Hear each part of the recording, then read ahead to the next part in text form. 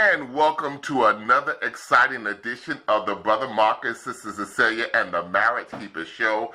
I'm one half of the team, my brother Marcus, and I'm just so honored and delighted to greet you all in 2019 with love and with peace, and hoping and praying that God is blessing you with your family with his choicest blessings. I love him so much, and I thank God for being alive and blessing me to see the great blessing of life in 2019. And I want to say that I hope that you all are doing well, and I greet you all with peace and with love. And I thank you very, very much for being a part of our show tonight. We are going to have a very exciting season. This is almost season 5 for us, because we started in about 2013. So this will be season 6 for us. And so we're very happy that you all are being a part of the show. I'm just one half of the team. The other half of the team is here with me. I'm talking about my wonderful wife and friend, and I'm just blessed to have in my life my sister Cecilia. Sister Cecilia, assalamu alaikum. How are you doing, my sister?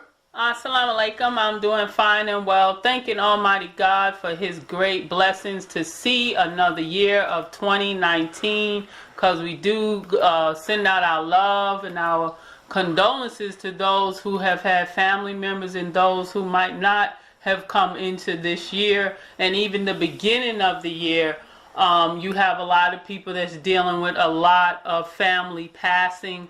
I had a coworker tell me the other day that almost all of the elders in her family have passed. Last year, a lot had passed. So we want to give people those condolences and love, because again, when you come into a year and you were used to being with someone, talking with someone, you know, that's grief and that's pain. But we want to just give it to God that no matter what happens, that we can get through another day, another hour. And we're just very, very thankful and ready to get to work and do more work than we did last year, because that's how we show God that we're grateful. Do more good work and more good work. Very, very true, Cecilia. Very true.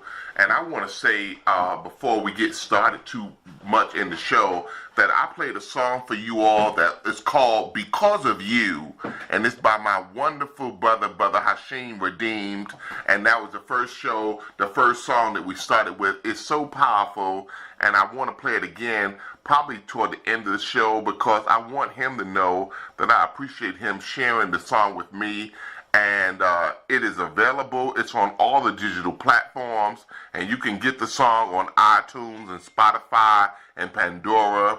And of course, the YouTube link, Because of You, is where you can go and leave a comment if you want to on the song. And I thank you, Brother Hashim, for being a part of what we're doing on the show. He wrote the song, and he has a song for me that he wanted to share with us. So thank you, Brother Hashim Redeemed, and I want you all to go out and get his album if you are not able to. Go and find it. Hashim Redeemed, and it's called Because of You. That was the name of the song, and I just thank you so very much. We have so many wonderful people here on the show, and I'm just so grateful to you. We are getting ready to go. I think we're going to Arizona in a couple of weeks, okay? And we working with our wonderful student minister. We'll definitely have him on. Hopefully next week we can get him, because we want to hear some words of wisdom from him. A brother who has been at this thing for a long time, and I think he can shed some light on some things for us to help us with what we have to deal with in 2019. I see my brother Manatee is on the line. He is a brother that's always been with us, and I'm so grateful that by the grace of Almighty God, we have him for yet another year.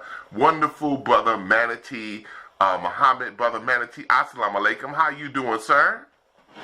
Walaikum salam, Brother Marcus and Sister Cecilia, and our lovely listening audience and our distinguished guests this evening.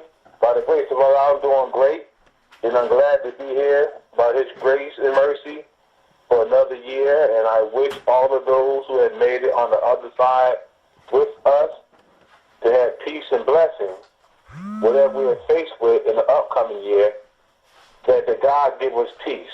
Right. Because we're it's going to be a good year or not, we just pray to him, whatever he allows to happen, that he give us peace and contentment of mind, and knowing that we thank him for all things, good or bad, or what we think is good or bad. Because sometimes he give us things that we might think is bad, but it turns out to be for the betterment of ourselves. So I'm blessed to be here this evening, and I'm glad that those who are here to take a part of this timely subject. And I'm here to listen, to learn, and if Allah bless me to have something to say, I'm willing to share that too. Very good, Brother Manatee, and we want to thank you for being with us and sharing your knowledge, wisdom, and understanding every week when you come on the show. We are better because you came on the show, and I just am so happy to have you, and I think that all of us are enriched by you coming on the show, and we have so many people here who are listening, and they want to hear what everyone here on this show brings.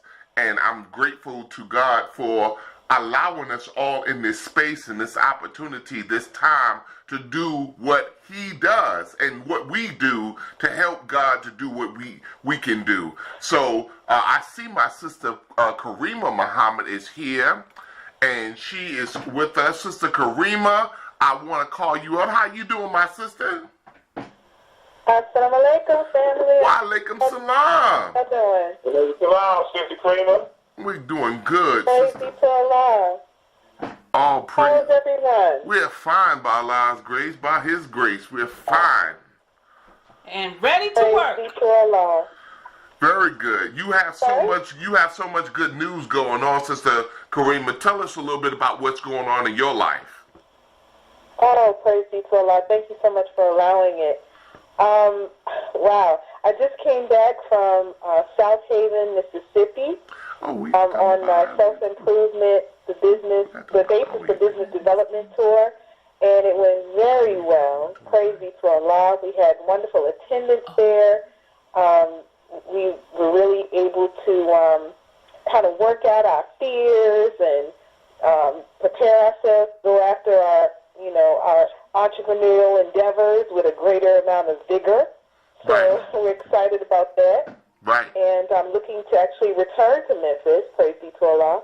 And then I also launched a website for the Black Business Influencer. So now you can be a Black Business Influencer yourself. You can rep your support of Black-owned businesses, and that is blackbusinessinfluencer.store.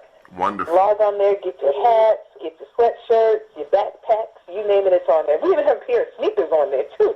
All right. Praise be to Allah. So please check it out. Thank you so much, big brother. Thank you, sister. Man, thank you, sister. We appreciate having you on the show, and we look forward to your insight as well. So say we did an event as well. Yes, we did on the 29th. Tell them about it. Oh, we on the 29th we did a marriage workshop and seminar, and it went quite well by Almighty's God's grace and permission. We had couples come down from as far as Peoria, Illinois for that Saturday workshop. So we had a wonderful time, and the believers really enjoyed themselves because some of them stayed because they were in the area, and they stayed over for Sunday meeting. And they were saying how well they enjoyed it, and it was beneficial for their marriage. So we just, like I said, by Allah's grace, just keep doing what we're doing to help make a mark, and really we all really are in the process too of building a legacy. Because when you have strong families, they make strong children, and those children have children. So we're helping to build powerful legacies. Wonderful, very wonderful. We want to thank everybody who showed up on the 29th of both Brother Marcus, Sister Sayed's event, as well as Sister Karima's event, because that's what we're doing out here. We're trying to let you know that we can come to your city and we can represent and we can do this thing in a wonderful way where all of us benefit. We're going, of course, by the grace of God, to the city of Phoenix, Arizona. In a couple of weeks, we're going to have a wonderful time there. And we also, It's January the 19th. January 19th, and we look forward to that. For those who may be in that area. That's right. For those who may be in that area, we'll be in Phoenix, Arizona, and we look forward to seeing you. And singles, there's going to be a singles event that we're doing on that Saturday. So if you're single and you're wanting to mingle with the ones who are striving to be right, then come on and fly out, drive, whichever. If you're close to Phoenix, Arizona, and you're listening to our voice, let the believers know in that area that there's a singles event that Saturday as well. Wonderful. So we have with us our brother. I call him a pastor. He's not a pastor, but he told me to make sure I let everybody know he's not a pastor. So y'all forgive me for calling him a pastor, because he said he's not a pastor, but he's our brother, and he does a wonderful work of God. I think that, our brother and our sister are wonderful counselors and people who are really trying to help the mission of Jesus Christ and help us to understand marriage better. Our wonderful brother and friend, brother Pastor David Taylor. I call him Pastor again. Brother Pastor David Taylor. How you doing? Brother Pastor David Taylor, how you doing?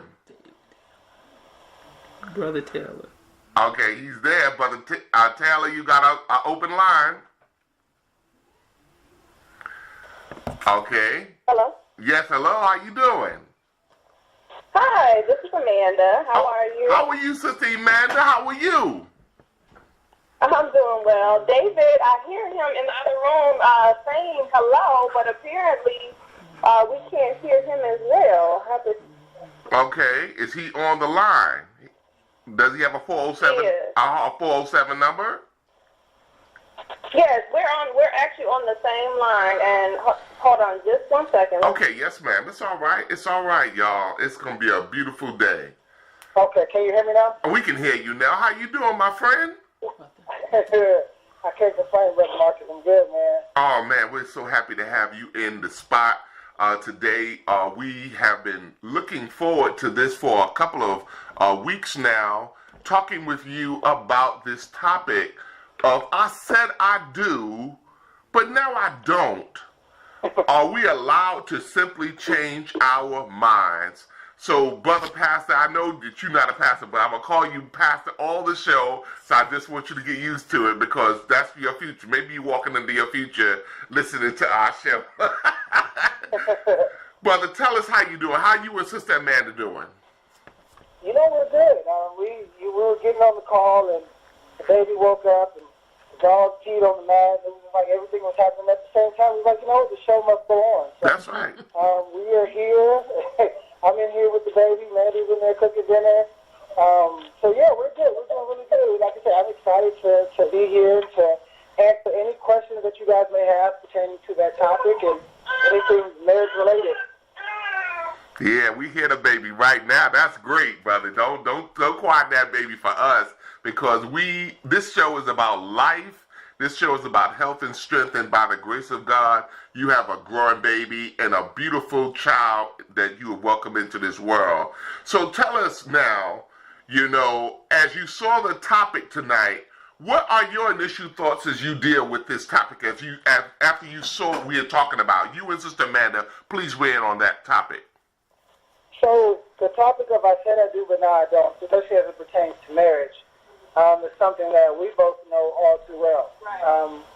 We've been married for almost 11 years, going on 11 years now. And when we first got together, neither one of us are from two-parent households.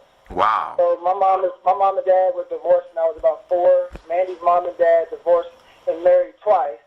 And her mom went on to have multiple marriages. My mom went on to have multiple marriages. My dad and her, yeah. So we got married with a hand that was kind of dealt to us that meant we weren't supposed to win. We were young, black, and educated, and getting married, thinking that we had all the answers, even though we had none. I thought that marriage was going to be a destination that we arrive at. Once we get married, things are just going to be perfect. And I was surprised, because I got married and I saw that as a man, I didn't have all of the answers. I didn't have all of the tools to lead a family, to lead my wife. second guess my position as a husband. So much so that I had an emotional, and I write about this in my book. It's actually titled, I said I do, but now I don't. But I write about how I ended up having an emotional affair with another woman early on in our marriage. And this is the catalyst to what we do now. Because Mandy, she decided to stand for and fight for our marriage. Yeah. When I was at the brink of, I want a divorce, I don't love you, no longer attracted. So I changed my mind. I had a completely different shift of thought and mind and feeling and emotion and experience inside of marriage that led me literally to the brink of, we need to move. I'm moving out. We need to separate. I'm done with marriage. And that's just the tip of the iceberg. But the point is, we know that all too well, but we also know the healing grace of God inside of a marriage. And I had to go on a personal journey for myself. Some may say my meta experience, and I had to go to a place where it was just me and my reflection in order for me to understand, the potential that I had inside of me and the purpose that my marriage had. All the while, my wife was there, standing, fighting, supporting, and being that pillar that I ultimately needed to be inside of a marriage. Wow. That's powerful, my brother. Very, very good start for us. Sister Amanda, do you have anything you want to add to that, my sister? Yes, definitely. I mean, it was definitely a journey. And just to kind of piggyback off what David was saying, me coming into marriage, as a woman, we grow up in a society that is very romanticized. And, we look at TV and movies, and we think that marriage is going to be all about, just, having sex and just being romanced and just being swept off of your feet. And, that's what I was wanting, and I grew up watching my grandparents, and they were the marriage that I had as an example, and I really wanted to be like them. So not only did I want that romanticized piece, but I wanted to, be able to serve my husband and to be able to have children and have a family and just have this just amazing experience, And so then when we got into marriage, it, like David said, it was a lot tougher than we thought. And I know for me personally, some of the trauma that I experienced as a child, I brought with me into my marriage. And, a lot of that started to come to the surface, and insecurity started to come to the surface for me, which then became unattractive to my husband. Then, we went down that hill. And, as David was talking about me standing for our marriage, when he came to me and he told me, I don't feel like I'm in love with you anymore. And then when I asked him, was there someone else? And, he kind of got quiet, and he finally said yes. That, we went through that. I mean, it was like somebody hit me in the chest with some bricks, and I really didn't know what to do. Of course, at first, I was just really broken. But, God put it on my heart and said, just like you're wanting to love others in your community and you want to grow in your ability to love, just people as a whole, I want you to start by loving unconditionally in your marriage. So stand for your marriage. And that was the word that, God put on my heart. And I was just like, well, I don't know how to do this. And so to make a long story short, God took me on this journey of really finding myself in that process and healing and growing in relationship with him while he worked on David's heart. And so I stood as a representation of God in my marriage of unconditional love. I still did what I did as a wife. I did not point fingers and yell at him and call him a jerk and a creep and all these different things. I just trusted God, and I just stayed consistent in love as much as possible. And God dealt with him. God convicted his heart and showed him that, hey, where you are, this is not the right direction you should be going in. It's like God really got a hold of him to show him what unconditional love really looked like. And so then David was able to get the healing that he needed. I was able to get my healing, and then God restored us. Wow. That's so powerful, brother and sister, and I want you all to know that we have people all across America listening to you all tonight, And I want to say initially that I applaud you for trying to make marriage work, because so many people call it quits and they don't even look back on their marriage to see what they did wrong or anything like that. You know, where did you find the strength to return back to your marriage, my brother? That's a good question. Because prior to returning back, I had lost pretty much everything. My reputation, nice paying job. All I had left was my car, the marriage, which to me wasn't much, and this outside relationship. I didn't really get a lot of support from family and friends. Well, okay, let me rephrase that. The support was there, but it wasn't the right type of support. It's like, I need a tire on my car, but I put the donut on instead of getting the actual tire that fits. And so I got a couple donuts, but I didn't get the right fit. And so one of the things that was like most troubling for me was I honestly felt like God was on my wife's side. As odd as that sounds, I felt like God was also wagging his finger at me, like everybody else. Right? And no one really knew or understood what was the catalyst to my infidelity. All they saw was the infidelity, but understood the brokenness that I was dealing with and that I was covering up, the daddy issues that I had that I never spoke about. And so I felt like even God was, picking sides and saying, well, because of this action, I no longer approve of you. And, to be honest, Brother Marcus, one of the moments that really changed was God spoke to me. And he was like, I'm not after, and he said this to me, I'm not after your marriage, I'm after your heart. And it was something about hearing that changed my perspective of how I was positioned with God. It was like almost as if he was saying, I see something deeper that's going on that's bigger than your reconciliation inside of your marriage. And not only that, the other thing that really helped me was my wife, to be honest. And it may sound cliche, and she writes about this in her book, Motivated to Love, but it was how she positioned herself strategically to stand. She wasn't there condemning me. She was giving me unconditional love. She literally was loving me with no condition. And she wasn't a doormat. She wasn't letting me get away with murder or anything like that. But she was still choosing to be my wife in spite of my decision to not love her. And when I saw her do that, like honestly, that was the first time that I had ever had an experience with unconditional love. Other than that, everything was always about condition. And so it was those things.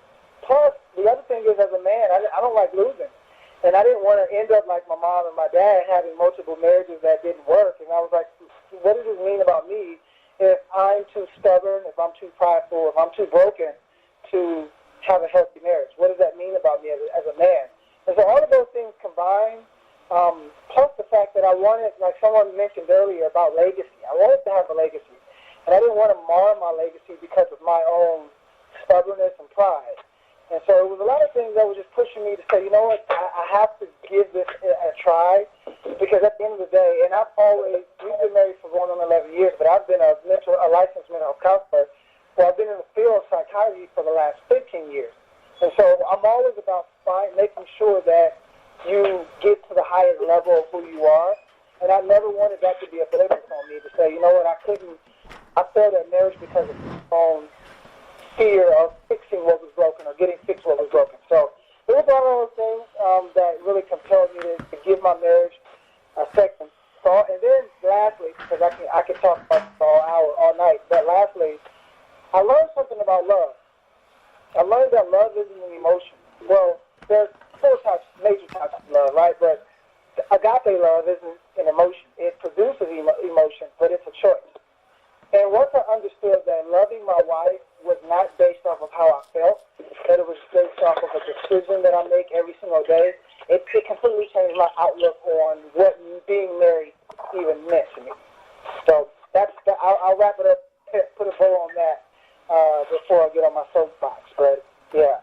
Wonderful, my brother. Praise belongs to Allah. That's beautiful. Cecilia, you had something you want to share with us? I mean, what they're saying is beautiful, because that really is one of the biggest fights is like our sister Amanda mentioned, that when we get into marriage, the key component is that TV society wants you to think of this romantic type marriage. You can have that, definitely, but it all takes work. Right. And when we come into a relationship, husband, wife, co-worker, whatever, but really with husband and wife, you are dealing with two damaged individuals. Mm-hmm. And when we realize that no matter what our past is, our spouse is going to learn that dark side of us. They're going to see the good, the bad, and the ugly. And it's so powerful for you guys to say that, you know, that came out in the marriage and that you're still together now. That's what our show is all about, is that fight for your marriage. And you're fighting for your marriage because all manner of things are going to come in your relationship. Those that you would never even fathom would come into your relationship. And the key component that I love that you guys are saying is that God is in your relationship. Because just imagine, if God was not in your relationship, it may not be a relationship right now, because we have to look to the creator of both of us in order to be together. Because the Honorable Louis Farrakhan has said to us that we're not enough for each other if God is not in our relationship. And so just from what you guys are saying is showing proof to that, because you both kept saying God had to help me to broaden my breast, had to bring me to to understand what I'm going through. And for those on the phone right now who may be going through something in their relationship, we have to look outside of our emotional self to look at what is the divine lesson that I'm to learn in this situation, and we can grow in leaps and bounds. So I'm just loving what you guys are saying, just bearing witness to how when two people want something to work, it will work as long as God is there in the center. Thank you so much for sharing. Oh, praise be to Allah. That's wonderful. All right, Brother Manatee, what did you have, my friend? Well, first I want to thank Brother David and his lovely wife for being here this evening with us and taking the heart of God to be open and transparent about their situation.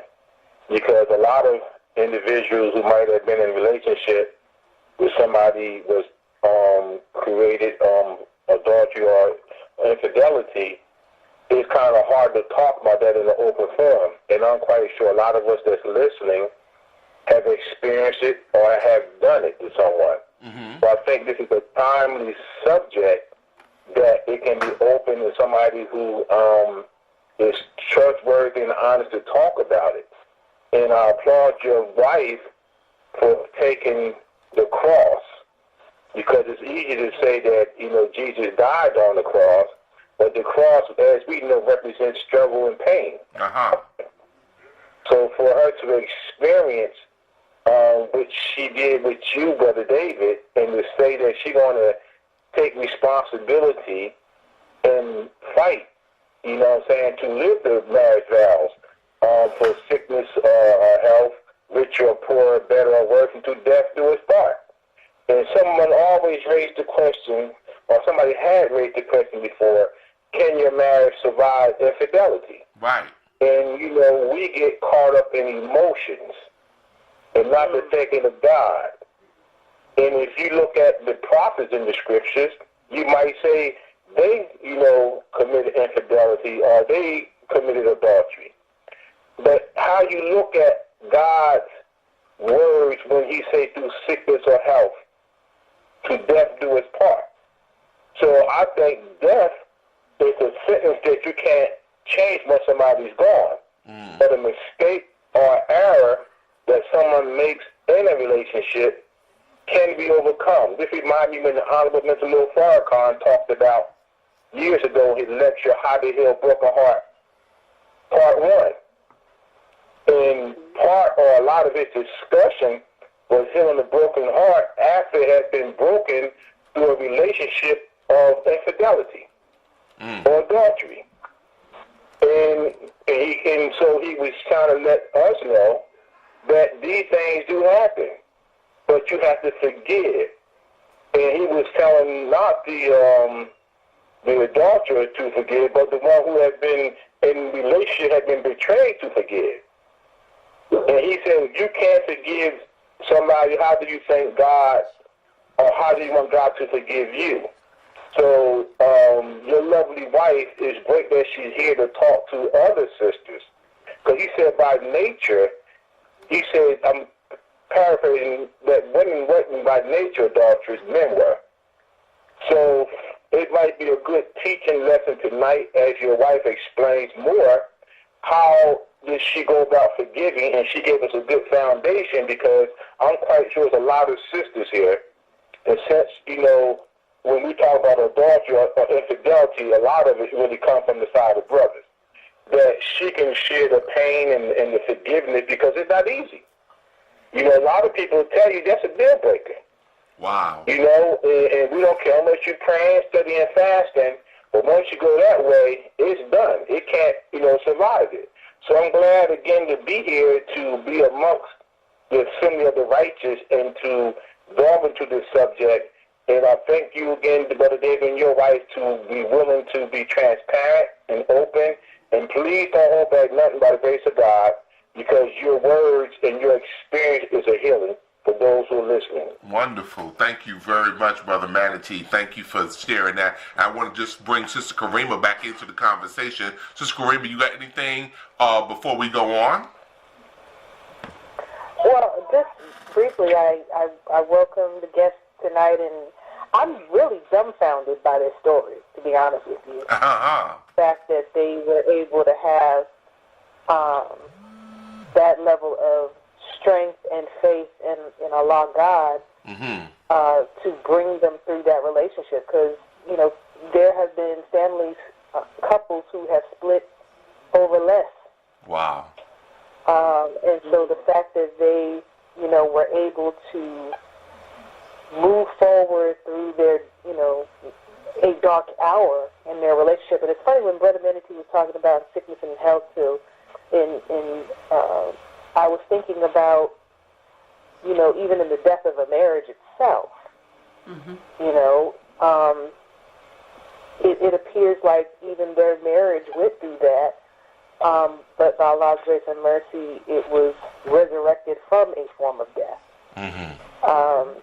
And so just, that to me is just really, really profound. And it also helps me to understand how we are, really kind of fickle and frivolous people in a way, because we'll walk away from a marriage and not consider the other aspects of why we even were brought together in the first place. We gave our word to God first before we gave our word to one another. Yet, over something even of less significance, we would be willing to forsake that word to God and to one another to preserve our egos or to feed into our emotional states or whatever the case may be. So I'm really looking forward to hearing more about what was it especially Sister did to not take the natural response, but really a supernatural response to something that can really be so painful and destroy marriages, altogether. Okay, now that's very powerful, Sister Karima. Sister Amanda? Yes. Everyone is calling for you to talk to us right now because they are looking at you like some kind of modern-day Shira or hero. Shiro. Because they're saying, how in the hell did you understand what happened and you just was able by the grace of God to move on like that? Would you please tell us, sister, because we want to know, what did you do? What did you say to God when you was going through this thing? Yeah. So I know, and I've had that reaction from people before, like, you know, how in the world did you go through this and make it out on the other side and still stay married? And I think some of you may know that we work with a lot of couples now who are standing for their marriages. But for me, when I stood, I didn't know anything about, you know, walking in unconditional love or standing for a marriage. And it was really interesting because I truly believe that God knew that he was going to be preparing me for this journey. And so before I actually stood for our marriage and faith, I was actually studying love. I was actually getting immersed in learning how to love like God, love like Jesus, you know. And I know for me, I was actually going on this journey of learning how to love people unconditionally and learning about how, you know, when a person is broken spiritually, then they are going to act out, you know, emotionally and mentally, and they're going to find different things to fill those voids. And so it's not about you. It's about their spiritual condition. So instead of getting offended by what they're doing, pray for them. Pray for them and, you know, pray that they're able to get the healing that they need so that they can be who God created them to be. So I had no dream that I was going to have to stand in faith for my husband in that capacity. Had no idea. And so when he first gave me that news, you know, that first probably week or so, I must admit, like I was feeling like depressed. I mean, I had even some suicidal thoughts in the beginning. I mean, if I'm just being really honest, honestly, I saw myself, you know, driving into traffic and, you know, just being done because I couldn't believe it. The only thing I think that really kept me in those moments where I was just really loathing was I didn't want to hurt anybody else. And so, you know, after I had took that time to, you know, where I was just really kind of, you know, like I said, depressed and just so confused, I finally stopped. And that's when God had spoke that word that I talked about earlier. And so literally, like, I grew up in church. I grew up, you know, feeling like I had a relationship with God and knowing God.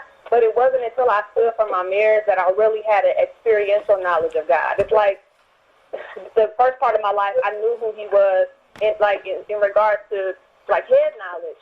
But I never had to depend on God for, like, literally every moment of every day. Because there was times in the beginning where, you know, I just felt really rejected. And, you know, God really took me through that journey. And he started with me. He started with me and had me focus on my relationship with him, while he was working on David. It was like he was like, you know, leave my son to me and you just follow my lead. And so literally there were some days that were good, there were some days that weren't so good. And I didn't have really any support from anybody because nobody else understood. I tried to share with my family and they were just heated. They were mad and, you know, just upset with him and just, you know, they were just seeing red. So I couldn't really find any support in them. My grandmother was a pillar for me during that time. So she's definitely a prayer warrior and definitely a woman of God. And not saying that my other family members were not. It's just their love for me was so strong, you know, that their emotions took over, you know. But my grandmother was able to help me stay grounded spiritually so that I could pray for my husband and so that, you know, I could make it through this journey. And so literally it was a day-by-day thing. And I had to keep reminding myself that what was going on with David wasn't about me. It wasn't about me being less than worthy. God really started to teach me about the fact that I was worthy of love no matter what David decided.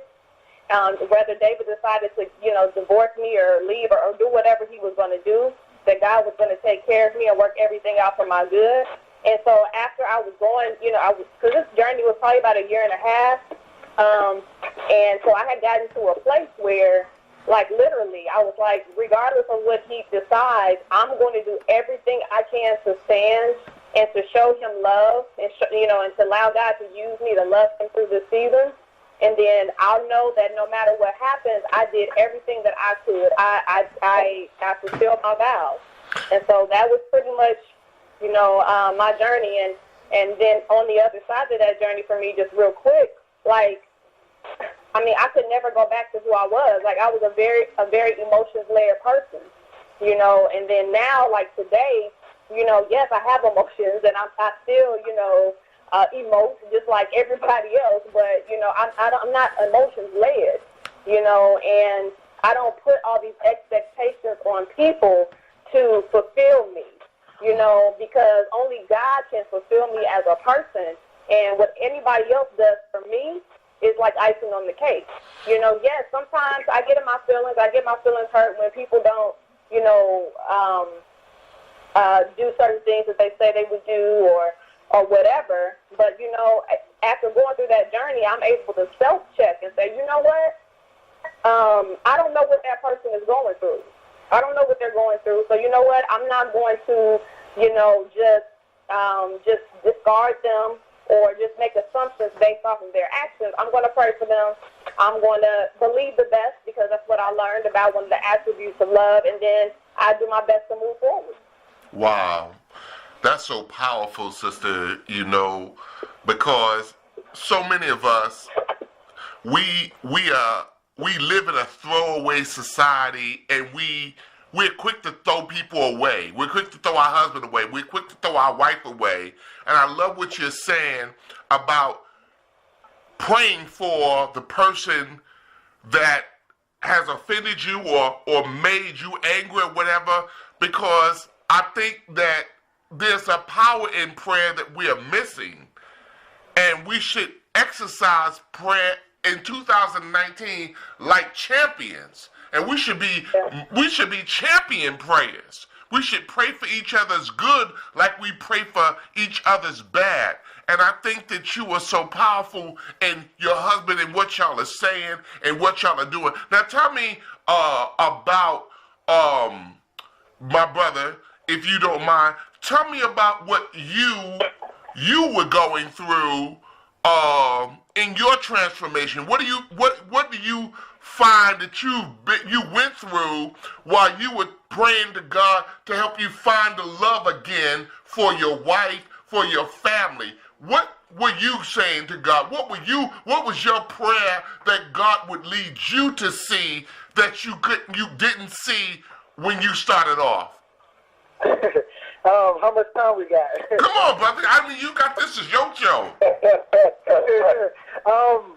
And I say that jokingly, but at the same time, to be honest, you know what's funny is when I was going through that season, I didn't really have a specific prayer. But one of the things I knew is that, okay, so when Mandy and I, prior to us getting married, we were you know, in our early to mid-20s, and we had actually gotten a couple of prophetic words about what our marriage would look like. And, you know, I kind of hid those things in my heart because it actually was, those prophetic words are actually saying a lot of what we currently do now with the business that we have. But I didn't want that because I knew, and somebody talked about this earlier, I knew that would require depth. I knew that to do what we were doing now, someone, something, somewhere had to die. And I didn't want that, you know, because I felt like I had worked hard to get where I was at, and I was like, I don't want to lose all that. So I wasn't really, when I was going through this transformation process, I was more of in this shadow of the valley of death type period, where I didn't really have a lot of light. I didn't really have a lot of hope. I didn't really have a lot of motivation to say, God, you know, this is my prayer that you will heal my heart. Really, I just wanted, and this may resonate with a lot of men, because it's not socially acceptable for men to be damaged and to want to be fixed. And I just wanted the pain to go away. I wanted someone to see me, because ultimately, and I alluded to this earlier, ultimately, I didn't grow up with my dad. My mom and dad divorced when I was 4. So, like, I grew up, and I had 3, 4 stepdads, but nobody saw me, right? I mean, nobody was there to teach me how to throw my first football. Nobody was there to show me how to treat a woman. Nobody was there to show me how to change a tire.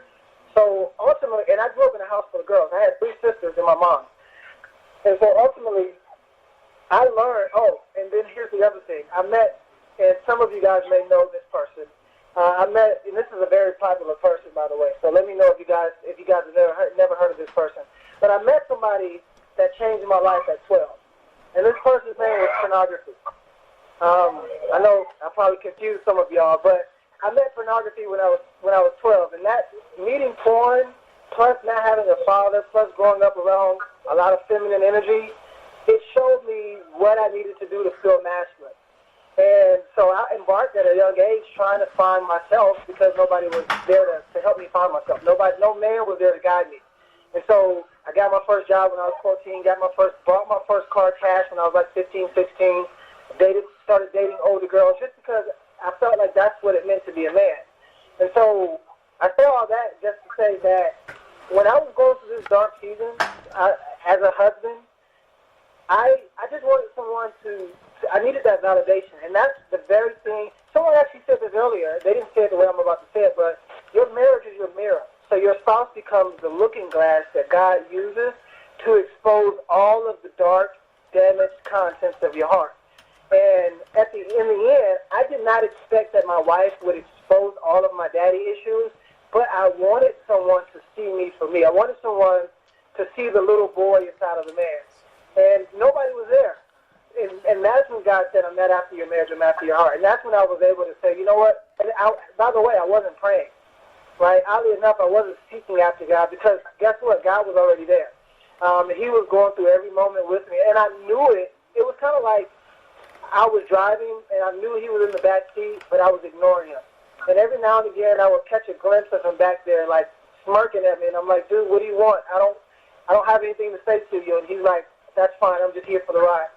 And even just saying that, I get goosebumps because really that's what I wanted. That I needed somebody that was going to be there for the ride, that wouldn't condemn me, that wouldn't just lock me up and throw away the key, but that was there to see the brokenness that I was experiencing, that I had rejected myself, and to be able to accept me inside of my brokenness as a man. Because again, it's rare for men to be okay with not being good enough. And in marriage, men have two greatest fears, and women have one great fear. So in marriage, wives, their greatest fear is the fear of disconnection. But in marriage, for men, our two greatest fears are the fear of inadequacy and the fear of incompetency. Uh-huh. We are afraid to be seen as not good enough. We're afraid to be seen as not having enough. And so when I went through this season, God was the only one that was there to say, listen, I accept you in your flawed, broken condition because I saw you before and I see you after. Long story short, I wasn't seeking, I wasn't praying. I was just kind of being wounded, and he was there without condemnation. Wow. That's something else, my brother, to think about, because a lot of us are feeling inadequate, as we talk to you tonight, about where we are in our lives, where we are in our marriages. And you said that you worked your inadequacies out with God? Yeah. I'm asking you, you said you did? Oh, you said, am I saying that that's what I did? Yeah, you worked your inadequacies out with God. Actually, here's the beauty of it. God did not require me to work my inadequacies out. He accepted me as inadequate because he saw me as more than inadequate, like, if that makes sense. Like, he saw me more than how I saw myself. Mm-hmm. He allowed me to be wounded with him. And see, the scary part is we have a lot of times, whether the mosque, the church, we have this vision of God that, like, he's this angry Zeus-like character that's just waiting for us to do something wrong so that he can strike us down. And what I learned was that God saw my spiritual age. He knew that I was a baby, right? So he didn't, just like our daughter now, like when she poops in her diaper, yes, it's frustrating because we got to clean it, but we don't get mad at her. She just learned how to walk a couple weeks ago, and she's a pro at it in her eyes. But we don't get mad when she falls because we know she's still a baby. She's still learning. And so I was actually able to be inadequate with a, I know I'm supposed to say "in," but it's going to sound weird. So I was able to be adequate with a adequate God. So God was enough. And I didn't, okay, I'll end it with this. So a while ago, years ago actually, probably about 12, 13 years ago now, I received another prophetic word, and it stuck with me. Someone told me that I was being big with God. And I didn't really comprehend it at the time because I was like, I'm a man. I mean, I'm supposed to be a man. And what she was really telling me was that God did not require me to be a man with him. He wanted me to be his son. And so in this season where I was inadequate and I was broken and I was embarrassed and I was reluctant, I was actually able to be his son without feeling like I had to go toe-to-toe with God, if that makes sense. Mm-hmm. Wow. Cecilia, what do you want to tell us?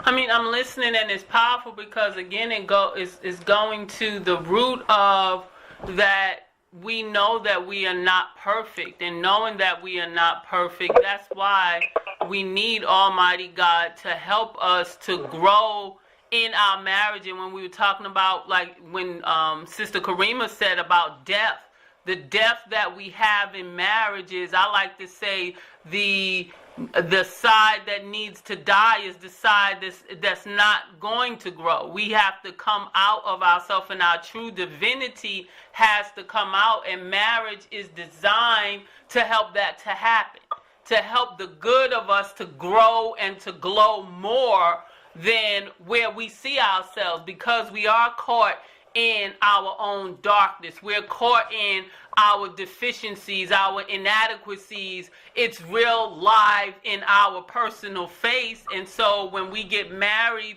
to a husband, to a wife, they see everything that we could hide being single. Because we're single, we're by ourselves. You know, I can fake it with you because you don't go home with me every day. But now you have a person that's experiencing you every day. So whatever your past is, whatever the issues are, it's going. It's not going to happen. It is going to come out in your relationship. And that's where we need, like he mentioned, and Sister Amanda and Brother David mentioned, we need to have tools to help people to know this is going to happen. And this is how you can help yourself. You have to be prayerful. You have to know that it's going to come out of your spouse. It's going to come out of your wife. It's going to come out of your husband. Whatever it is in them that has to be developed. And that's the purpose of us coming together, is to help each other to grow to that divine union with Almighty God. My goodness. Brother Manatee, tell us something. I have a question, Sister Amanda. And my question is, did you ever feel, or do you see that you played a role in, I would say, enhancing or even in abetting Brother David's decision? Or do you ever, feel, you ever blame yourself for that? Do I blame myself for him not wanting to be married? Did you ever see that? Have you have done something to deter the decision that he made to go outside of your marriage, or something that you was like inadequate in or short of in the marriage? Or do you ever, in the second part of the question, do you ever blame yourself? Because sometimes people, even if they're not at fault, they always say, what did I do wrong? And it was the person that did something was wrong. So I'm asking you a question so the listening audience can get a perspective of the dynamics. Sometimes in the marriage, a spouse might have given the other spouse enough attention, or they was working too late, or they were allowing their spouse to go out to single places with single men or single women, and helping to contribute to the environment. So my question was, did you think that you did anything to contribute his decision, or his decision was just based on what he decided to do? And then the second question was, do you think that, did you ever blame yourself for the decision that he made? Or do you ever feel guilty for the decision he made yourself? Okay, so in regards to the first question, I honestly believe that really in any situation where you have one person who steps out, I still believe that both people in some way, shape, or form contribute, and this is what I mean by that. Even if the one person who is not committing adultery or infidelity, even if that person, didn't blatantly do anything, I think that sometimes what we allow can also contribute to the destructive behavior that comes. So I'm a firm believer that we teach people how to treat us, and I think that sometimes, you know, a husband or wife, we can allow certain behaviors to go on, and if we don't confront them, you know, of course in a loving and respectful way, and have conversation or open dialogue, then things can start to fester and grow and then get out of control. And so I know that, so I guess to answer your question, yes, I do believe that there were things, and God did show me things that I could have definitely done I definitely could have done better.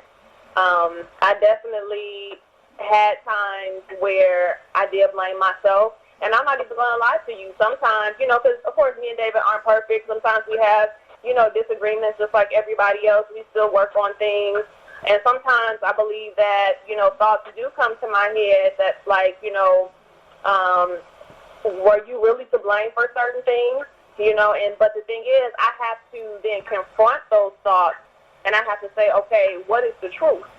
You know, of course, I'm not to blame. I'm not 100% to blame for what we went through and what my husband, you know, and what was going on with my husband, because especially since after I stood for the marriage and after we were reconciled, David shared with me a lot of the things he shared with you all tonight in regards to the personal issues that he had going on. And so I know the truth.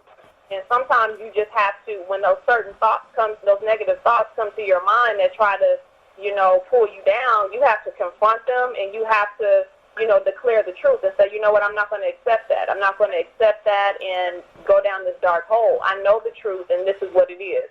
And so yeah. Wow. Sister Karima, let's get you in here, my sister. Well, the one thing that I hear a lot really is this ability to be honest with one another, right, and allow one another to create a space that is safe for each one of you to be vulnerable in. Yes, exactly. I think that's the only time that we can really have a real relationship with each other. And right. I think oftentimes, like, we miss the boat with that. I look at even, you know, how can I say, even sometimes in our places of worship, we also forget that Allah God is the most returning to mercy. Mm-hmm. And I say that because, like, I look at even sometimes how we other in our places of worship, and we hear that somebody, you know, has done something that has broken a law, whether it be a restrictive law or, you know, however you refer to it. And people come down on that person hard. Mm-hmm. But we never talk about, okay, well, what is the process towards forgiveness? Right. What is the process towards redemption? What is the process towards... I was thinking about how the Honorable Minister Louis Farrakhan, there was a time when he gave us, I guess you'd call it amnesty in the Nation of Islam. No. Where instead of, if you broke a restrictive law, instead of the law, you know, the law saying, okay, now we put you out, we excuse you from among us while you work out your transgression, he says, well, now I'm telling you, you're having time in. That's right. And when I was thinking about that time in, it forces us to acknowledge, hey, you know what? I'm not perfect. Neither are you. We're both striving. How can we be a better support system for one another in our striving? How can we the standard together and look at ways of how we can make each other better? And we don't do that as a brother and sister, and we don't do that in our marriages. And that's why I think it makes it easier for us to entertain other things, because we haven't really cultivated in our relationships the depth required for the long haul of a marriage. So that's kind of like what I heard. It seems like you guys didn't get to a point where you were able to renew your marriage until you were able to be really real with each other and vulnerable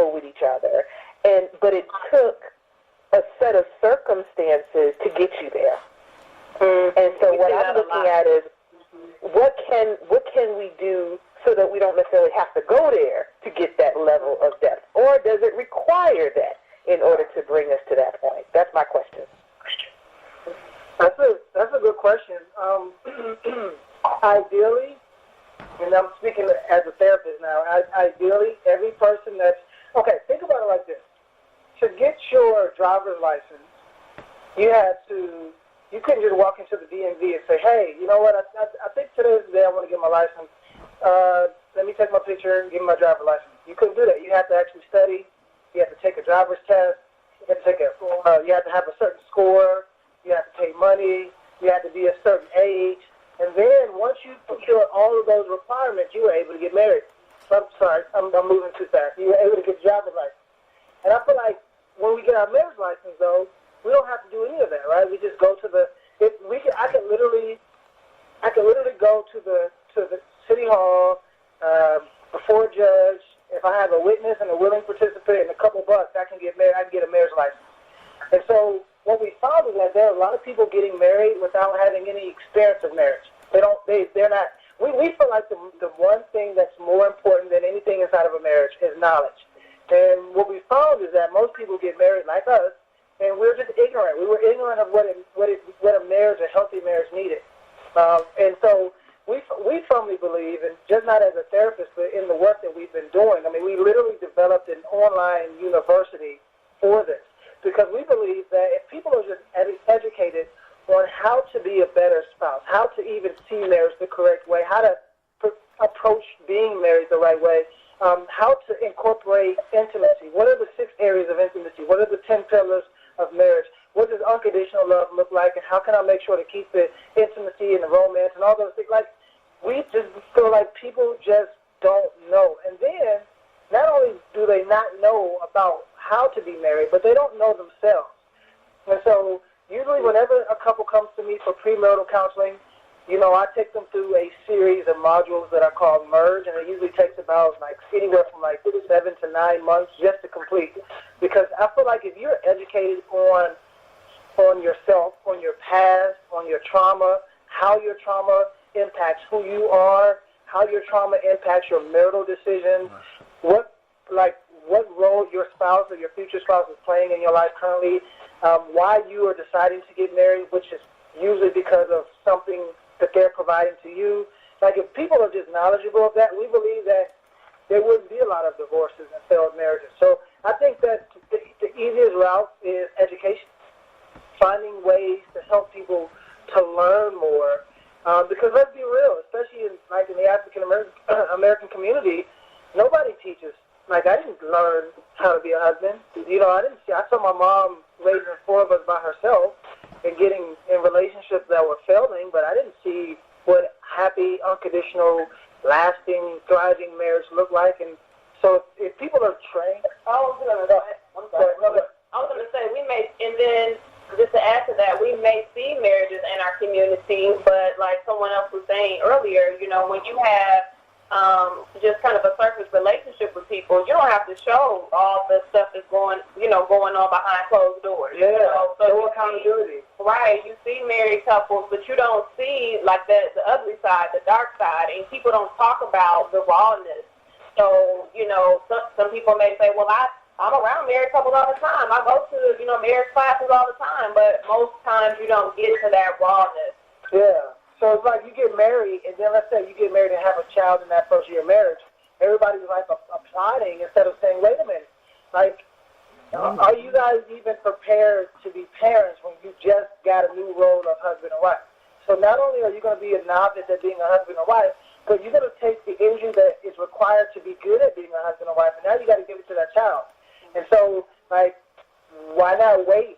Why not wait 3 to 4 years so that you have a stronger foundation as a unit, so that you guys are completely merged before you introduce a child into the mix, so that the child doesn't get contaminated with your mess? And then on the other side of that, if you do have a child, right away, there's no rush to, support in that manner. Like, of course, you get support with, being new parents, but there should be a rush of support to really be there to help that new couple to survive during that time. Yeah, you don't see that. The average person spends, close to, $25,000, not the average, but that's a lot for a marriage, between $12,000 and $25,000 for their marriage, for their wedding, for one day, but they don't invest into their marriage. And so, we one of the things that we talk about, I was going to use the word preach, Brother Marcus, just because, you called me a pastor. One of the things we preach a lot is, preparing, maintaining marriage maintenance, marriage preparation, marriage education. Yes, we could talk about the fantasy of marriage and the mirage of what marriage will look like, but a lot of times people just don't know. And the Bible even says people are destroyed because of a lack of knowledge, right? And a lack of light. And if we can shine light on the truth of marriage, and somebody alluded to this earlier, the transparency, right? I mean, how many couples are actually talking about the truth, the raw, the real picture of marriage? And we're not painting an ugly picture, because to me, marriage is the most beautiful relationship that you can ever be in, because it helps you to become a better version of yourself. And I get to spend a lifetime with my best friend. So whether we have our differences, I know that Mandy is always going to have my back.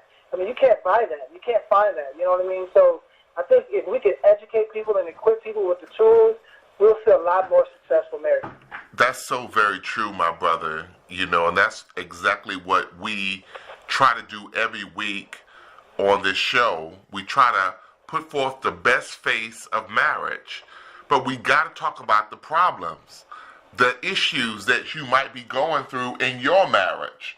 And we try to address it in a way that makes people think about the situation, think about what they're dealing with, and then come away with some answers and some solutions to their problems. I got somebody who wants in on this conversation. They wrote me a letter that I would like to read to you.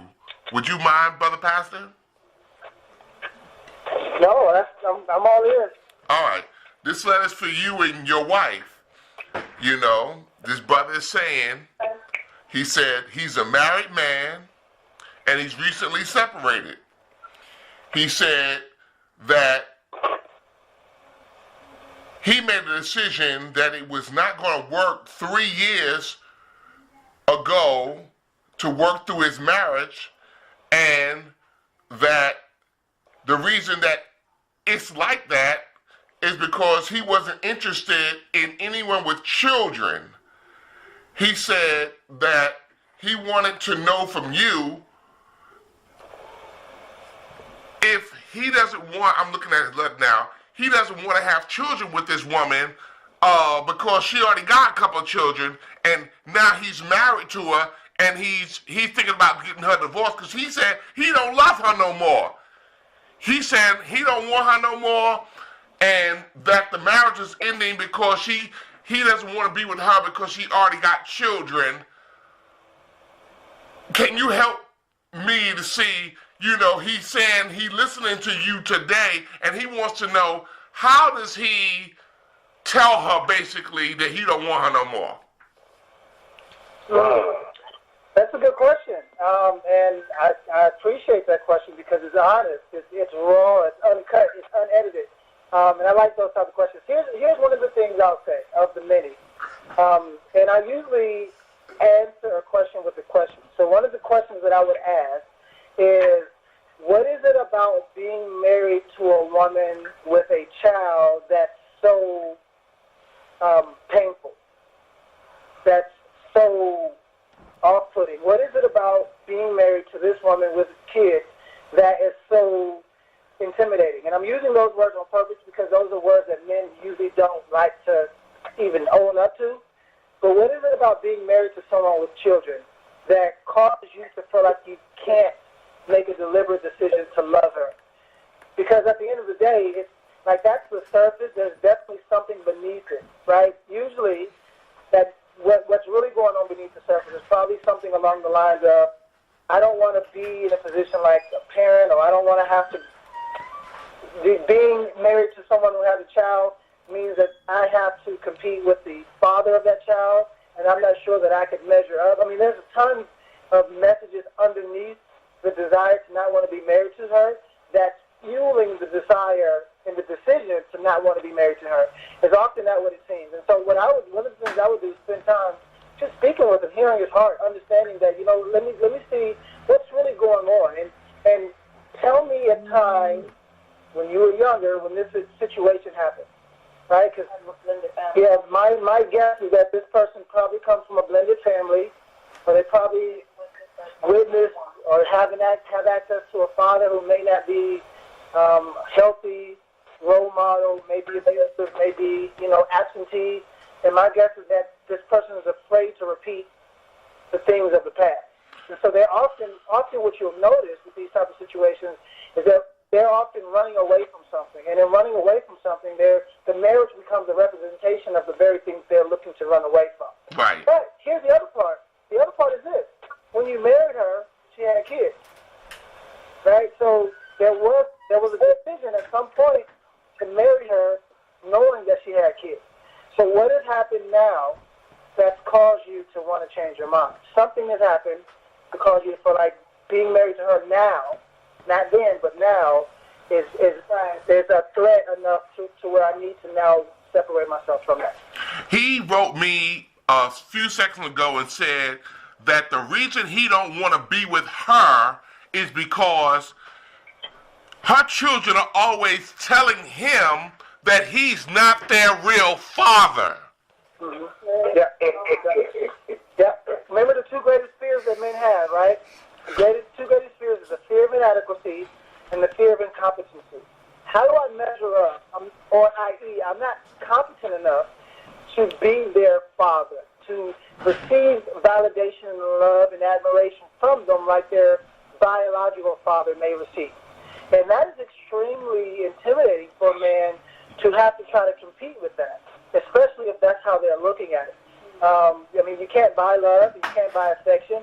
You can try, but it doesn't work. And so it's hard to, like, if you're dealing with your own personal misgivings and insecurities, and then you're thrust into a position, like someone said earlier, that exposes that, you're going to often see the situation as the very cause instead of the means to an end.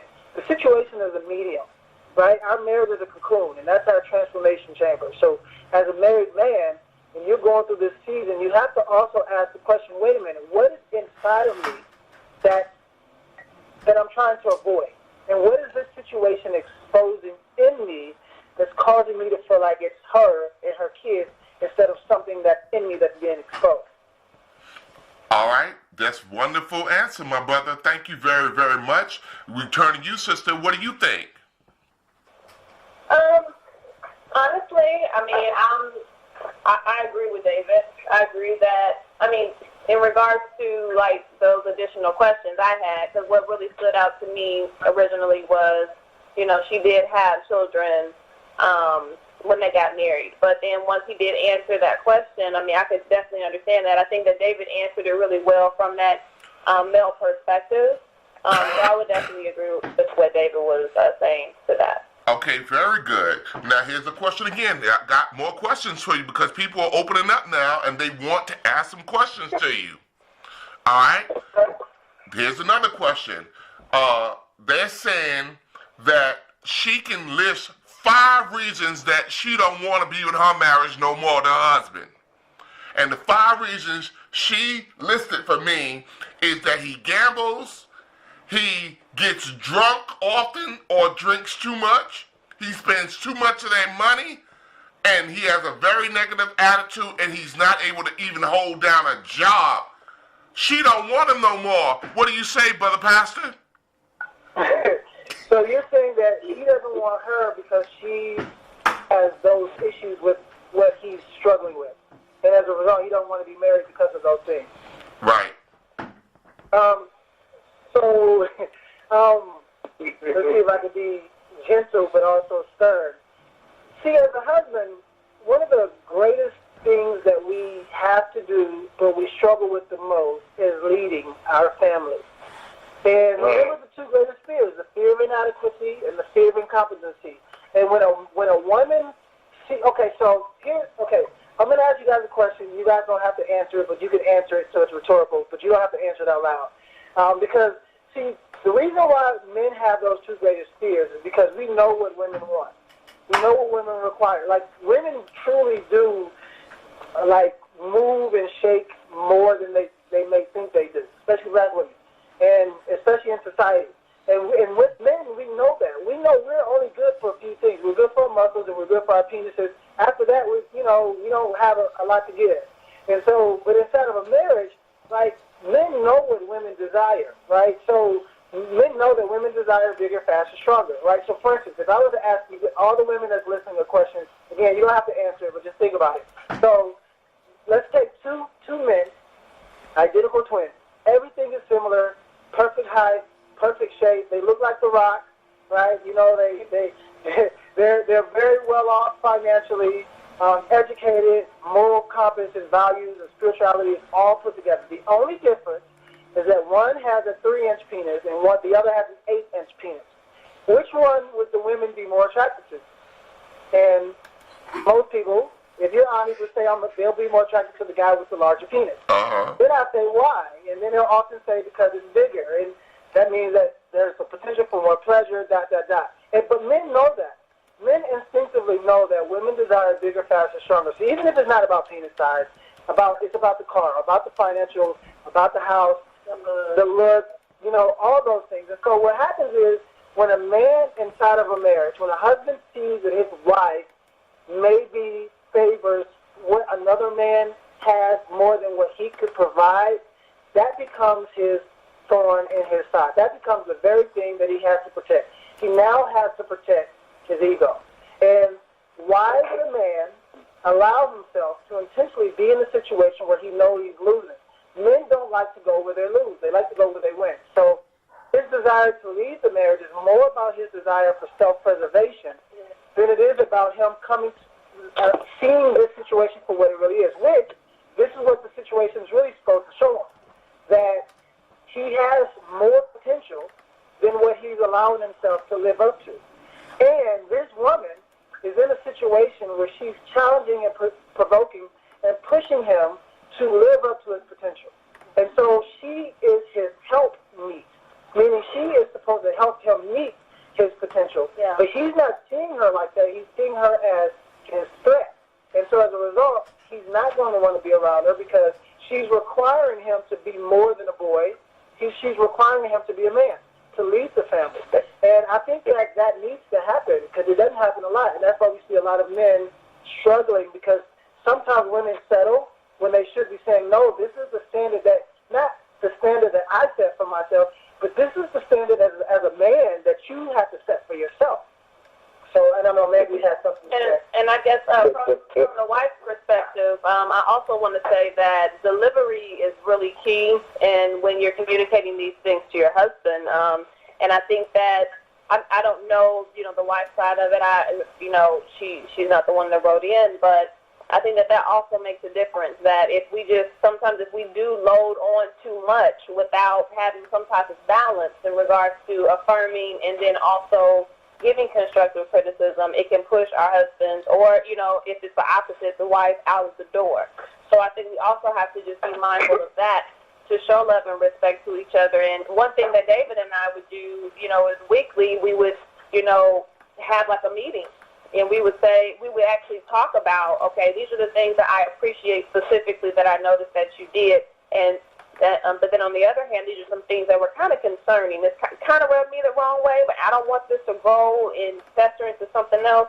Let's talk about it, And so I think that when you have those types of check-ins, whether it's weekly or bi-weekly, I think that also helps things not to fester, and it helps us not to, get into a blow-up later on because all these things have happened. And one final thing, if I could add. Come on. I firmly believe, and we talked about this earlier, in knowledge. And sometimes, often, especially for us men, we don't take the time that's necessary to actually know the why behind our behavior. Like, why am I struggling with finances? Why do I have a gambling problem? Why do I have this particular negative outlook on life?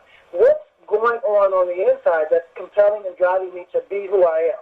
And I actually believe that running away won't help you find the why, but you have to be interested in finding the why. You have to know the why behind that. Once I understood why I had this desire to leave my marriage and why I didn't love my wife anymore, I understood that, this wasn't even about my wife. This was about me and my dad. And my wife became the example she became the mirror that reflected back to me my own daddy issues. So once I owned the fact that I had daddy issues, then I knew, I could deconstruct this problem and I could begin working on a solution. So to me, if he could understand the why, instead of being intrepid and running away from the pain or protecting yourself from the pain, actually go towards it. Allow this pain to do what it's designed to do. If you got a toothache, go to the dentist. Don't just avoid it, right? If there's something going on, you keep having these issues with breathing, don't just ignore it. Go towards it. Okay, let me check this out and see what's actually going on that's contributing. And I think as men, that's something that, especially as husbands, that's a leadership quality that we have to model, and we don't do that enough. Brother Marcus. Yes, sir. Brother Manny, I wanted to chime in real quick. Come on, I was about to come to you anyway. And kind of Sister Amanda kind of alluded to it. But I believe when two people are involved in a relationship, nobody's totally right or totally wrong. And back to the children part, at what point the sister or the mother, what role is she playing to level the playing field or to make it more conducive for the husband? Because my personal self, when I was married, I was in for 8 years. And God blessed me to do for the children more than 8 years than a father done for them their whole life. They were 27 years old. And I still got that type of, you're not my father type of thing. But I didn't get the support from my ex-wife that I think I should have gotten, because she kind of like allowed her children to who father was like AWOL, totally absent. From day one. And like I said, in 7 or 8 years, Allah blessed me to do more for them on all levels than he did from their whole life. And so as a man, and then reading the book Fascinating Womanhood, it says when a man is being like the second fiddle, he builds resentment and anger towards the spouse and the children. Not that he don't love them, even if it's own biological children. And at some point, the mother or the wife has to come in and bring, and Sister Amanda kind of alluded to it, even though the man had to take leadership, but as his help meet, she should help him meet his obligation to God. And it says he is the leader, because sometimes we might say, yeah, she's a help me, but is she really? Like we say, believers. Or you can be a believer in the organization, or are you an active believer? See? And so that's one side on that piece. And on the other side, when we talk about big, better, and bigger and faster, whatever, sometimes, the one that wants those things big, faster, may think it's better, but in a woman, she can ask for less.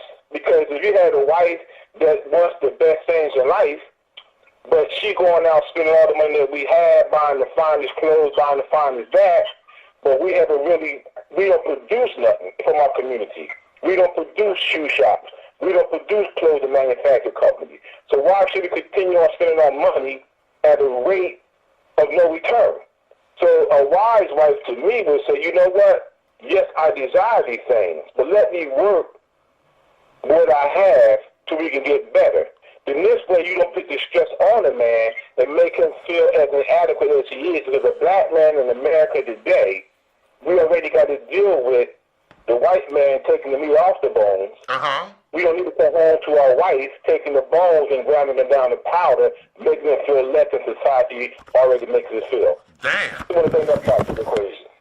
Wow, very wonderful. All praises due. Sister, I'm going to ask you, Sister Karima, to weigh in on both those questions. Anything you need to tell us, my sister? Well, I just learned a whole lot about men in that very short period of time. School me real quick. Just kind of explain some very real situations that I've experienced or heard about. Now it's kind of really helped me to wrap my mind around it. And it's funny because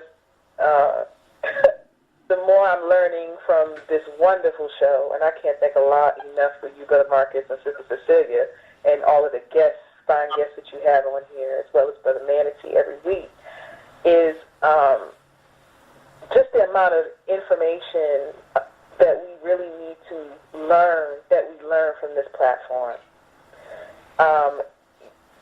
You know how Lauryn Hill has her first, I think it was her debut, was the Miseducation of Lauryn Hill? Yes. You know, many of us are miseducated.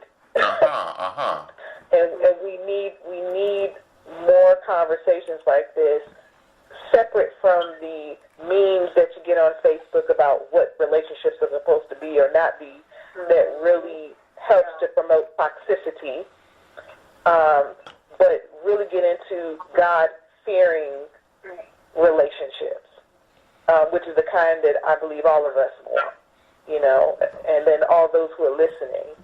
So learning, you know, just learning the differences between just how men think versus how women think.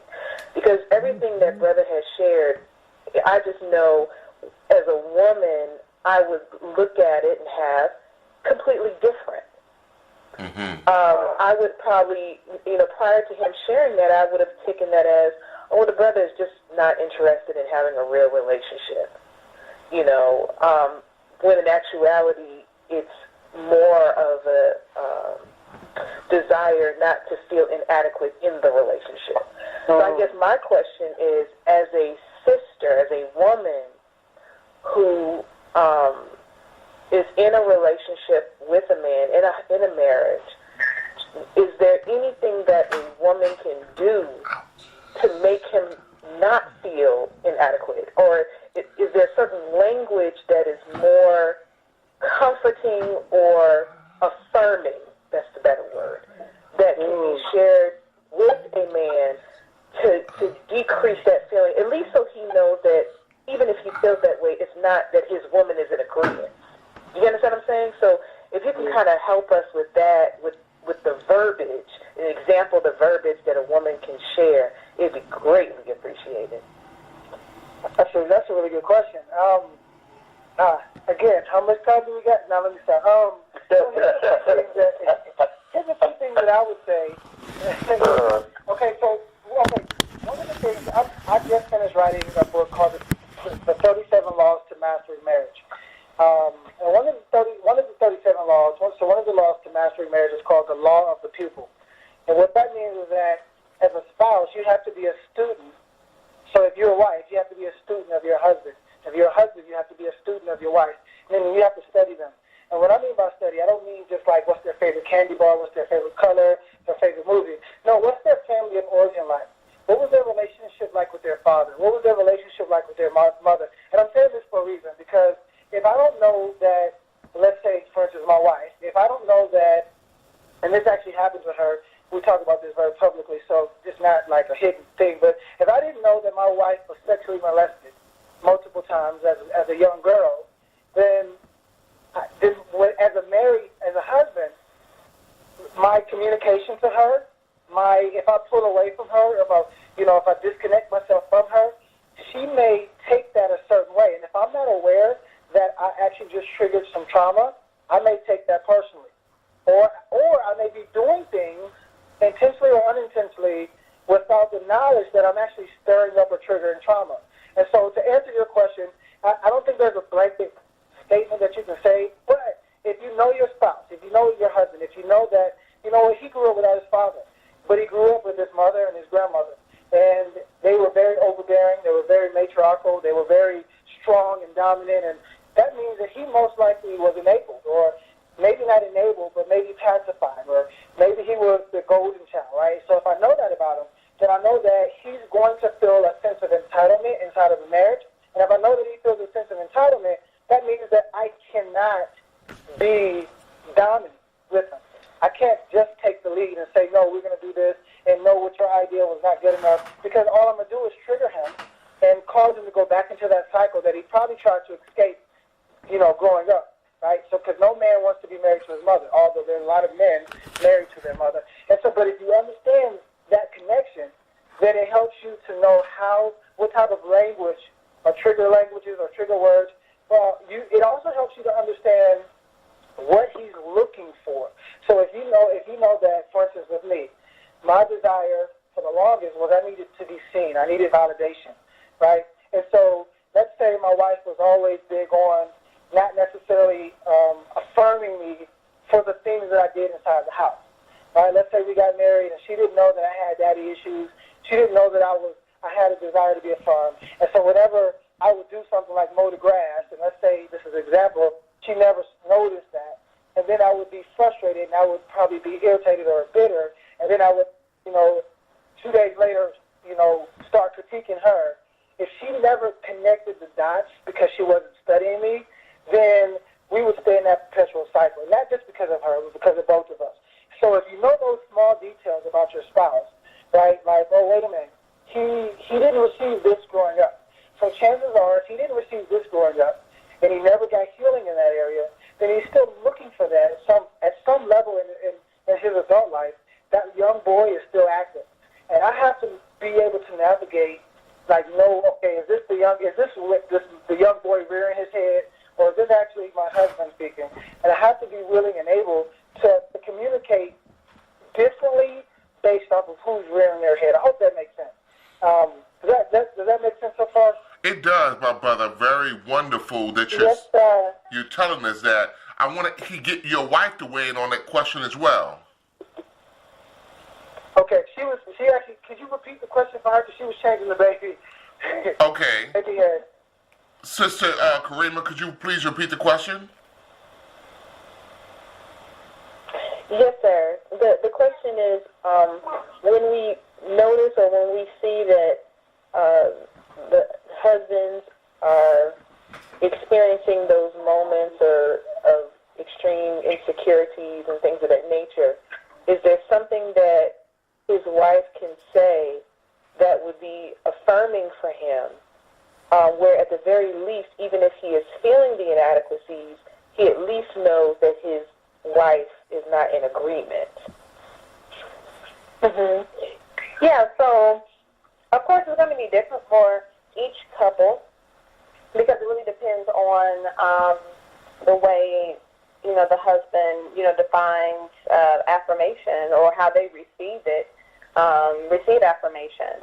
And I'm sure most of you, most of you have maybe heard of the 5 love languages.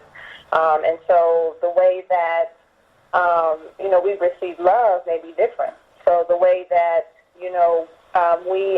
maybe you as a wife receive love and affirmation may be different than the way your husband receives it. And so just like David was saying, when you're a student of your spouse, when you're really paying attention, to what really lifts them up, how you can support them, what makes them feel safe and secure inside of the relationship, then those are things that you can focus on when you're encouraging them. I feel like, in those times when, husbands are really feeling inadequate and, things just all around them just seem to be just not going their way. I think that at the bare bones of it, just knowing that, that as a wife, it's like you let them know that, hey, we're still on the same team. I'm not going anywhere. Like, we're in this together. This is a lifelong journey. Know that I respect your efforts. I'm here with you. And it's something about, a man hearing that his wife respects him. I believe that men need love just like, women need love. But it's something about when we as wives let our husbands know that we respect them, it gives them that extra boost. Wow, that's something else, sister. Thank you very, very much for sharing that. Brother Marcus. Yes. Can I say one quick thing? You can, but I got 2 people who want in on this conversation, Brother Manatee. Real quick, though. It's for me, a sister can be courteous.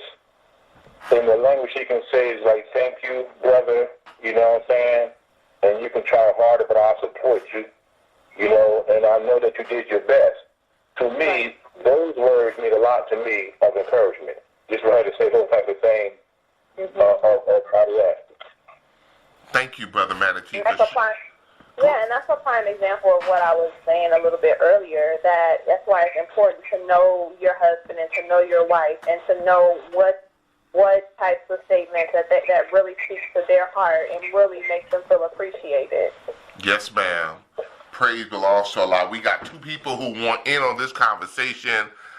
Let's bring them on to the show right now. This is a wireless caller. I don't even see your number come up, but let me call 201-686. 201-686. I think this is a call out of New York. Let's bring her on with 201-686. Go ahead, please. Yes, assalamu alaikum. Walaikum salam. Sister Marva from New Jersey. Yes, hey, Sister Marva. Sister Marva. How you doing? Hey, Marva. We're excellent. Hey.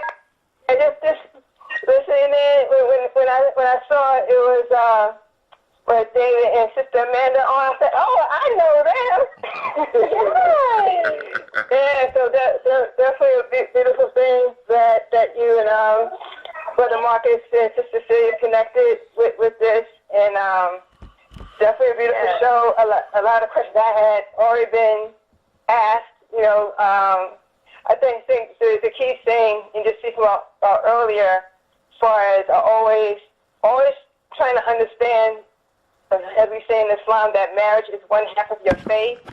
And to me, it begins to understand it's about whatever situation that your season of your marriage that you're going through. It's like it really forces you to exercise your faith that whatever situation you're dealing with, that you will get to the other side of it. Mm-hmm. And the key is to rise above the emotions of that situation to the thinking of God, Allah, and just seeking Allah first in that situation. Right. That's, for me, is what I'm beginning to understand when it says marriage is one half of your faith. Very good. It does test your faith every step of the way. Right. But when you get through it, it's the beauty of it and just the whole process of your own personal growth in that.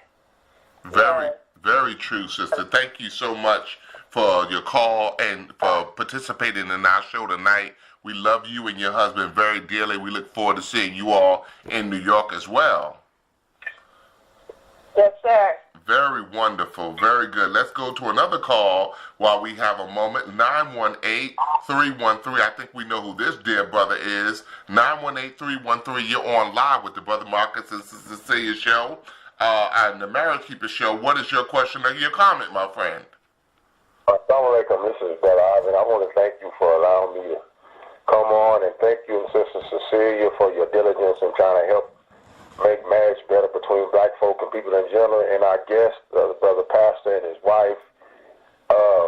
Thank you all for being on and sharing your knowledge with us. Our sister had asked a question about men, how they can help their men not feel so inadequate.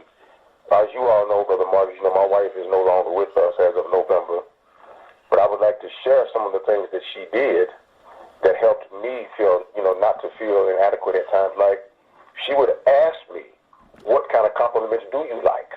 Mm-hmm. She would ask, she actually, and then she took notes, and then, I spoke recently at a Kwanzaa celebration, and I was talking about me and my wife's love story, and one of the sisters asked me, what was it about Sister Mary that made you love her like that? Right. And it's real simple, Brother Marcus. Lemonade is my favorite drink. Every day when I sat down for dinner, until my wife couldn't do it anymore, I had lemonade at my dinner. My dinner. See what I'm saying? She studied me in that way, and she responded accordingly. So she was very good at that kind of stuff like that. Like, for instance, or I do tree work. Well, sometimes, I had this belt, that I have been using for the last 10 years. She said, you're going to fall out the tree with that old raggedy belt. So what she did, rather than, she went to a website. Some of these belts cost anywhere from $600 to $1,500 a piece. Well, she went and found a website where contractors would get discounts and found a belt for $300 that normally costs $700 and bought it from me. Stuff like that. So she did stuff, and she initiated stuff. So she studied, like the sister was saying, you should study, but my wife really studied me, because I just found a letter. I'm putting that on, and I'm going to get off here, but my wife wrote me a goodbye letter before she passed away because she figured she kind of feeling that she was going to pass. So it was dated July 5th, 2018. You know, she died November 1st, and the letter started off, Assalamu alaikum, beloved. By the time you find this, Allah will probably have called me home. What am I saying? She knew I would find it. She put it in a place that she knew I would eventually find it because she studied me. Yes, sir. And that's what I want to say when the sister asked, what can you do? Is you study and keep studying, because then we change, because we're forever changing too. So you don't just study them in one state, because husband and wives are changing all the time. So what might have satisfied him last year might not satisfy him or this year. So you have to keep studying. Very good and very true, my brother. Thank you for sharing with us what you had to share, because this is a show about trying to be better at marriage. And hopefully this show is helping you all to be better at marriage. Thank you, Brother Ivan, for what you had to share. That was very powerful, and we are very grateful for you coming on and sharing very intimate details about your relationship with your wife. And we thank you for sharing with us her love for you and your love for her, because we're going to be better because this experience has happened to us. And I want to say to all of us, you know, we got to get ready to go, but I want you to know that we are having such a wonderful time on this show. And because you all are here, let's get some closing comments from you, Sister Karima. Let's get some closing comments from you first, and then Brother Manatee next, please. Well, I want to make mine super duper quick because I want to give more time to our guests. Okay. But I just want to say thank you, and thank you. This was an awesome show, and I pray that they will be able to return to give greater insight in other areas. Oh, they'll be back. Praise be to Allah. Praise be to Allah. All praises due to Allah. Thank you so very much, sister, for your comments and for your commentary on this very important topic. They have much to share. We have just caught a little glimpse of them tonight, and we want to have them back as soon as possible. Very good. Brother Manatee, thank you very much, Sister Karima. Brother Manatee, give us some closing comments. Yes, sir. First, I want to thank our distinguished guest, Sister Amanda, her husband, Brother David. It was a pleasure for y'all to be on the show. We can't wait to see y'all again. And Sister Cecilia and Sister Karima, and our listening audience. I want to just briefly say some words from Honorable Mr. Louis Farrakhan when he basically talked about never give up on your marriage. And he said when a vow is made, that the total focus of our entire being is to carry out our word. It involves an intense desire that feeds our will, which is the essence of the power of our being to fulfill our commitment. Our word and our vows should never be taken lightly. Allah God does not take our vows lightly. We should never enter into an institution of marriage thinking on the way out. We should enter into marriage totally committed to work on the problems that arise. The success of marriage is not based on solely upon our word love. The success of marriage is based upon the duty and obligation to each other, which nurtures and strengthens the bond of love. And may God bless us, and thank y'all for participating. And again, Brother David and your wife, we hope to see you again. Very wonderful, Brother Manatee. That's so powerful, what you shared from the minister. And we want you all to know that we are very happy to do this show every week on behalf of the nation, on behalf of our people, because we got to talk love in an hour like this. This hour is filled with hatred all around. And Brother Pastor David and your beautiful wife, Amanda, we are so grateful that you have joined us on this show tonight. And we want to give you the opportunity to share any closing thoughts or comments that you all have. Let's start with you, Brother David. Absolutely. First, I want to thank everybody for the energy, being a part of this, allowing us to be a part of your family. Brother Marcus, I thank you for reaching out. And, you know, just, and Marva, man, we had the luxury of seeing Marva, such a bright light. So we definitely just appreciate this. Listen, marriage is not destination. It's a journey. And God doesn't expect for your marriage to make you happy. He expects for your marriage to make you holy. And so at the end of the day, if we can understand that one principle, then it changes how we approach marriage. It changes how we value and treat marriage. And I truly believe that society, community is all based off, like as marriage goes, so goes community. And you could tell how well marriages are by looking at whatever area that you go to. And I have to believe that if we could change the nucleus of the family, which is the marriage, then we can change literally, and I know this sounds cliche, but we can change the world. So, I mean, that's our mission is to break the back of divorce. And, at the end of the day, I really appreciate you guys for being on the front line so that we can lock arms with you guys. And so we would love to be back. Listen, whenever you guys want us to be back, just you know how to reach me. Yeah. I just want to say thank you, and I really appreciate it. And I'll hand this over to Mandy. Very wonderful. Before you go, sister, hold on 1 second before you go. We got somebody else who wants in on this conversation, and she wants to just give you all the greetings. Can she please do that, please? Yeah, absolutely. Okay. 310-678. You have an open mic. 310-678. Give us your question or comment, my sister. Assalamu alaikum, Brother Mark and Sister Cecilia. This is Sister Brandy from Mosque number 27. Oh, praise to Allah. Welcome, ma'am. How you doing, Sister Brandy? I am blessed, and I am oh my God, you guys are just awesome and amazing. You guys do a great job.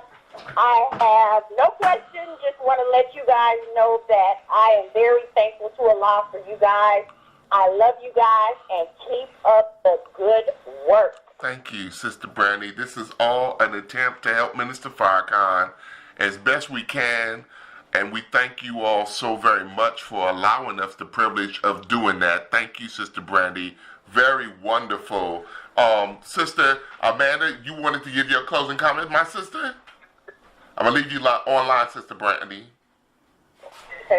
Yes, I too just want to say thank you so much for having us. We had an awesome time sharing with you all and just breaking bread with you tonight.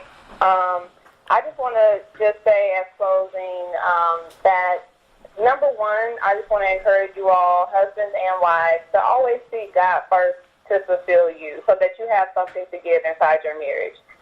Because at any given time, we can be up or down. And it's just really important that we seek God to fill us up so that we can give from that overflow in our marriage.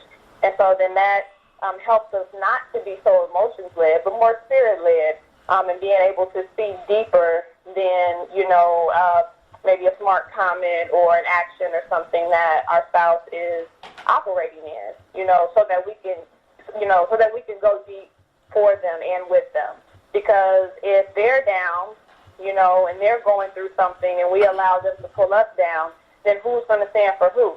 So we're both making sure to seek God to fill us up so that we can give from that overflow. I think that will also increase the likelihood of us to be successful within our marriages. So I just want to say I love you all, and I do look forward to joining you again. Thank you so very much, sister. We love you all, and we thank y'all for the opportunity to have y'all on the show. We knew it was going to happen at a certain time. We're glad it could be the first show of the year, and we have so many people on the line. I know y'all, we can't get to everybody. We thank y'all so very much. Sister Cecilia is going to give us some closing comments. Sister Cecilia? Thank you so much, Brother David and Sister Amanda, for coming on. Just powerful, powerful. And again, it just bear witness to it that this is the time that the Lord has made, and let us be glad, because they just bear witness to the shows that we've had in the past, what we've been taught. No matter Muslim or Christian, the principles are universal. We love you. We thank you so much for your participation. Thank you so much to Sister Karima and Brother Manatee who come on our show when they schedule will allow them. And we just look forward to 2019 being a phenomenal year. The more couples we help, the better communities we have, and our legacy will continue on stronger and stronger. And that's what it's all about. We love you. We thank you. And may Almighty God bless you and your family with much success this week. And God willing, we look forward to hearing you next Sunday. God willing. Thank you very, very much. And of course, y'all can make a donation if y'all so choose. We sure can appreciate whatever you give because we're strapped, but we know that God is able, and we know that you will make a donation by the grace of God to our show. And we hope that you will do that very soon. Thank y'all very, very much. I love you all, and we hope that 2019 will be a better year for all of us. And we hope that we will get to see y'all. So we're working